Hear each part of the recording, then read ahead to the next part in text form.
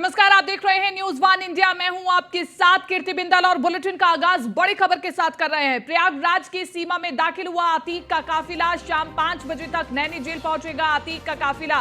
काफिले के साथ न्यूज वन इंडिया की टीम। कल एमपी एमएलए कोर्ट में अतीक की होगी पेशी और पल पल की रिपोर्ट हम आपको दे रहे हैं। पल पल की तमाम तस्वीरें आप तक पहुंचा रहे हैं। अतीक अहमद की हर एक्टिविटी को भी हम आप तक पहुंचा रहे हैं। कल एमपी एमएलए कोर्ट में अतीक की पेशी होगी और जिस उत्तर प्रदेश में आने से अतीक मना कर रहा था उसी उत्तर प्रदेश में दाखिल हो चुका है अतीक अहमद। और तस्वीरों में साफ देख सकते हैं कि अतीक अहमद के चेहरे पर डर दिखा। अतीक अहमद के चेहरे पर सहमा हुआ चेहरा दिखाई दिया। ये वो चेहरा था जो दहशत फैलाता था, लेकिन अब खुद खौफ में दिखाई दे रहा है।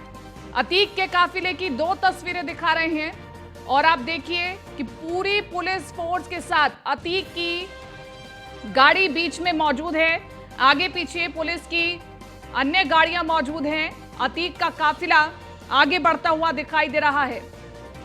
अशरफ का काफिला भी हम साथ के साथ दिखा रहे हैं, क्योंकि उमेश अपहरण मामले में जितने भी अभियुक्त हैं उनको कोर्ट में पेश किया जाएगा।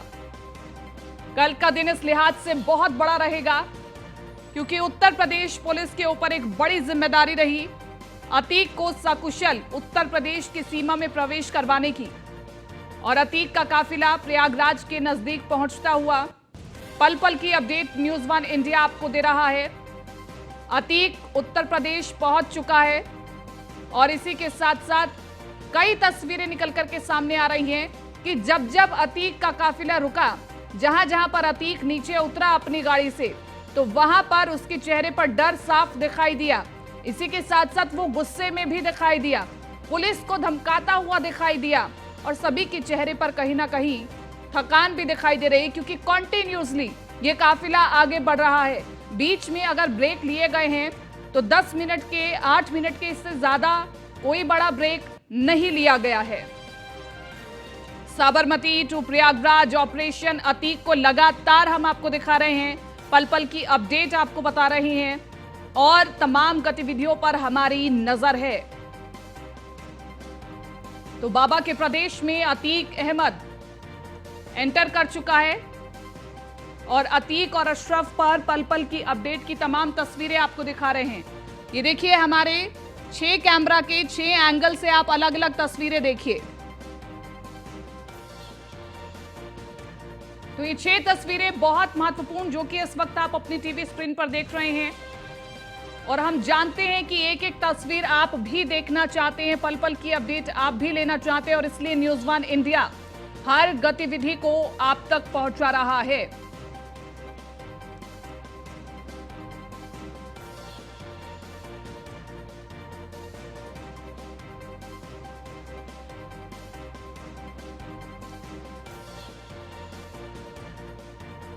तो देखिए, 6 तस्वीरों के माध्यम से आपको दिखा रहे हैं अतीक का काफिला कहां कहां बढ़ा, किस रफ्तार से बढ़ा और इसी के साथ साथ कितनी गाड़ियां साथ में नजर आ रही हैं, ये तमाम तस्वीरों में साफ दिखाई दे रहा है। 45 सुरक्षाकर्मी अतीक अहमद के साथ हैं और इसी के साथ साथ अतीक अहमद के चेहरे के डर को भी हम साफ दिखा रहे हैं। और ये वही अतीक जिसने काफी दहशत फैलाई, जिसका राजनीति पर गहरा प्रभाव रहा, जिसने डरा धमका करके वोट बटोरे और आज उस डॉन की ये हालत हो गई है कि वो उत्तर प्रदेश आने से भी डरता है। अतीक और अशरफ पर हम पल पल की अपडेट दे रहे हैं। अशरफ अतीक का भाई, जो कि बरेली जेल में बंद था पिछले 2.5 साल से, और उसी ने अतीक के इशारे पर पूरी साजिश रची उमेश पाल को मारने की। 2 प्लान बनाए गए थे, प्लान ए और प्लान बी, और ये पूरा प्लान ए और प्लान बी एक व्हाट्सएप ग्रुप के जरिए बनाया गया। तो अतीक की क्राइम कुंडली भी आप देख लीजिए। मात्र 17 साल की उम्र में हत्या का पहला मुकदमा दर्ज हो गया था। हत्या, अपहरण, फिरौती समेत शहर भर में कुल 100 से अधिक मुकदमे दर्ज थे अतीक अहमद पर। प्रयागराज जिले के खुलदाबाद, शाहगंज और धूमनगंज थाने में सबसे ज्यादा मुकदमे दर्ज थे अतीक अहमद पर और मात्र 17 साल की उम्र में अतीक अहमद पर मुकदमे दर्ज हो गए थे। आपको बताएं कि शहर पश्चिम से 5 बार का विधायक रह चुका है अतीक अहमद। निर्दलीय कई बार अतीक अहमद जीत चुका है। 1989 से 1991 तक निर्दलीय विधायक रहा। यानी कि आप यहां पर देख सकते हैं कि डर इस कदर कायम था कि लोग मजबूरन अतीक अहमद को अपना कीमती वोट देते थे। 1991 से 1993 तक निर्दलीय विधायक रहा। 1993 से 1996 तक निर्दलीय विधायक रहा। समाजवादी पार्टी से भी अतीक अहमद का रिश्ता जुड़ा और इसके लिए समाजवादी पार्टी को आज तक भी घेरा जाता है। 1996 से 2002 तक समाजवादी पार्टी से विधायक रहा अतीक अहमद। 2002 से 2004 तक 5वीं बार अपना दल से विधायक रहा और इसी के साथ साथ कई मुकदमे अतीक अहमद पर दर्ज हुए। 2004 से 2009 तक समाजवादी पार्टी से फूलपुर से सांसद बना अतीक अहमद। तो इन तमाम माफियाओं का राजनीतिक सफर शुरू करवाने वाली पार्टियां भी अब निशाने पर है। शहर पश्चिम से 5 बार का विधायक। तो हम अतीक अहमद की बता रहे हैं कुंडली क्या है और बता रहे हैं कि कब से लेकर कब तक विधायक रहा, कब से लेकर कब तक राजनीति पर प्रभाव रहा। और वही अतीक अहमद जिसने राजनीति पर अपना प्रभाव डाला, जिसने माफिया राज में अपना प्रभाव डाला, अब वही सबसे बड़ा माफिया उत्तर प्रदेश में पहुंच चुका है। लेकिन आज ये माफिया, आज ये सबसे बड़ा डॉन डरा हुआ और सहमा हुआ दिखाई दे रहा है। चेहरे पर थकान साफ दिखाई दे रही है, लेकिन गुस्सा है, झल्लाहट है।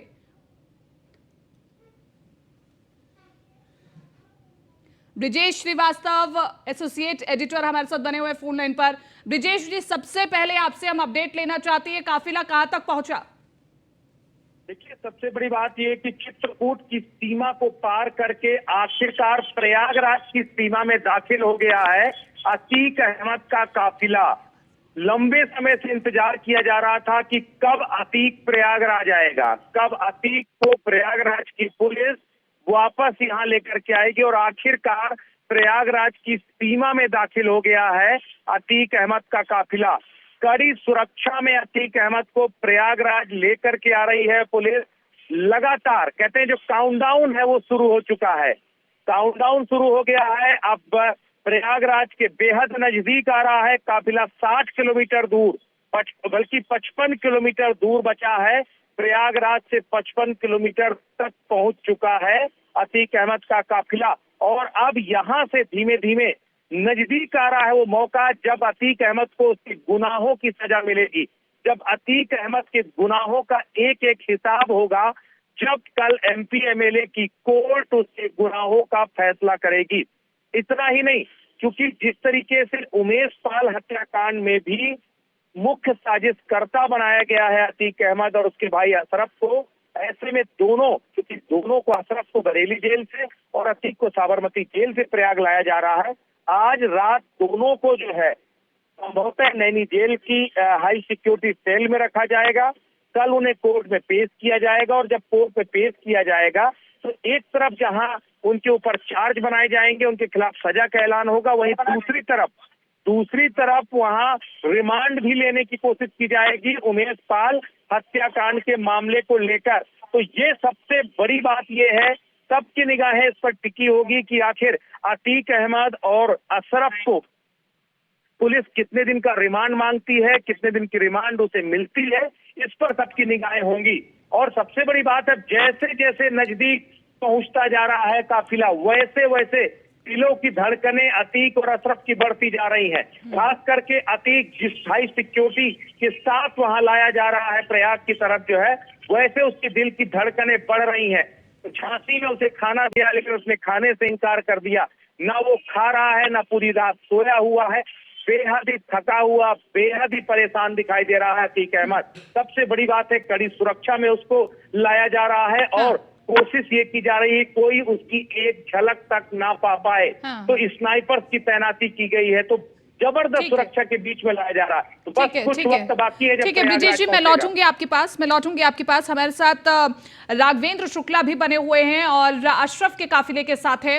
राघवेंद्र, क्योंकि बहुत महत्वपूर्ण है दोनों को एक ही जेल में लेकर के आना, नैनी जेल में लेकर के आना, तो पहले तस्वीरों को बताइए, क्या अपडेट है, कहां तक अशरफ का भी काफिला पहुंचा है?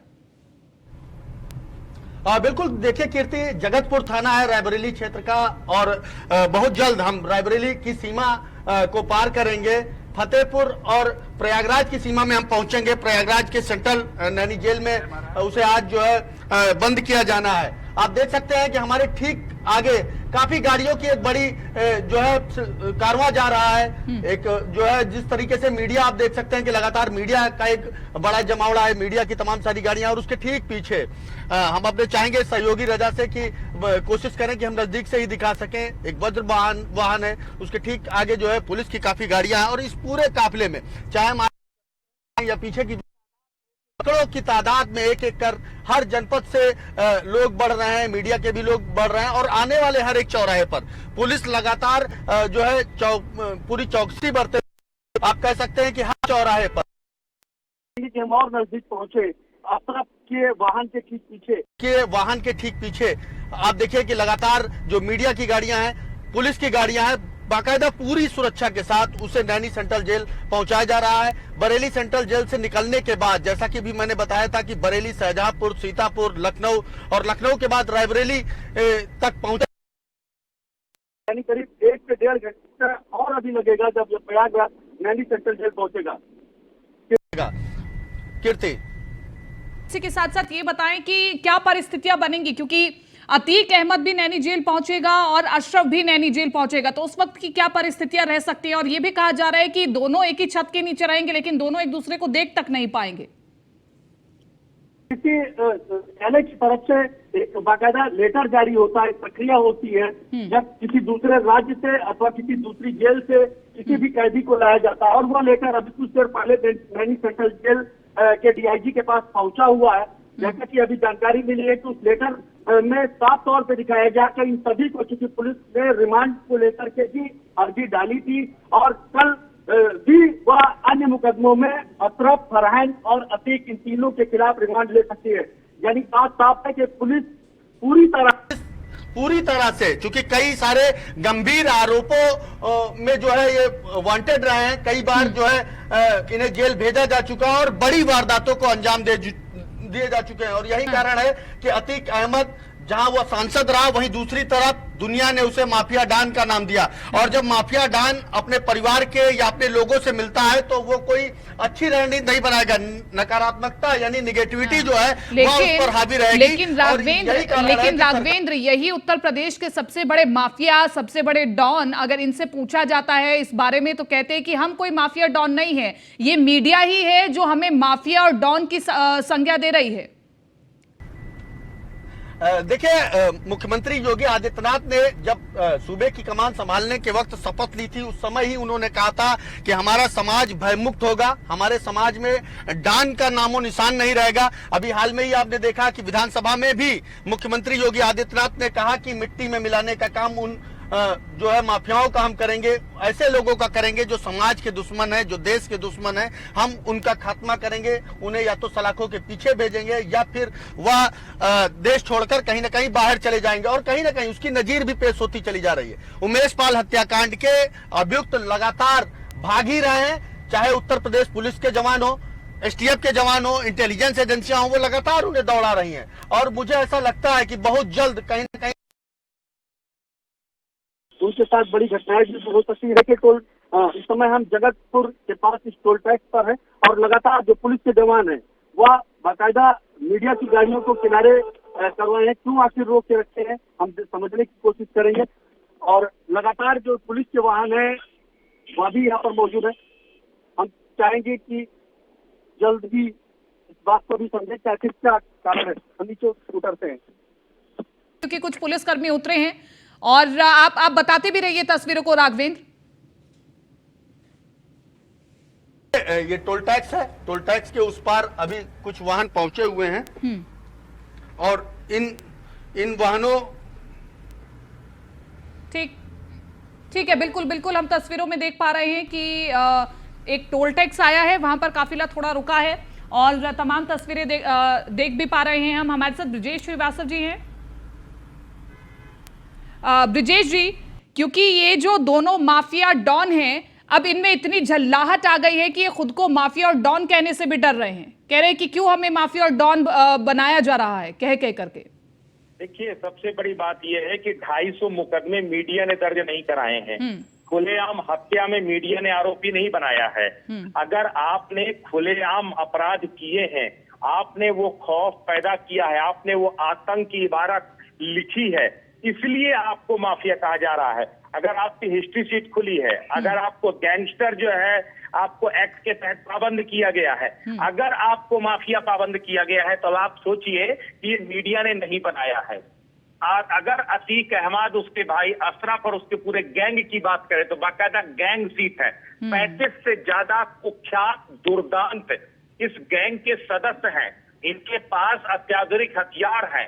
ये बेहद ही जल्लाद किस्म के खूंखार दरिंदे कहा जाता है इन्हें, जो दिन दहाड़े भी किसी को जो है मौत के घाट उतारने से गुरेज न करे। आखिर वो माफिया और गैंगस्टर नहीं होगा तो कौन होगा? बिल्कुल। केवल अतीक अहमद को मीडिया ने देश के सबसे दुर्दांत अपराधियों में से एक नहीं बनाया, बल्कि अतीक अहमद के ऊपर वो मुकदमे, वो तमाम चार्जेज वो बताते हैं कि किस तरीके से। बिल्कुल सहमत है आप आपकी बातों से कि जिस प्रकार से लगातार मुकदमे दर्ज होते रहे वो मीडिया ने दर्ज नहीं करवाए, चाहे अब जल्लाहट में या फिर परेशान होकर के मीडिया के समक्ष कुछ भी कहा जाए अशरफ की ओर से कि हमें माफिया और डॉन मीडिया की ओर से बनाया जाए। बहरहाल ब्रजेश जी, आप भी नजर बना के रखिएगा तमाम महत्वपूर्ण अपडेट्स पर। राघवेंद्र, आप दोनों का बहुत बहुत शुक्रिया।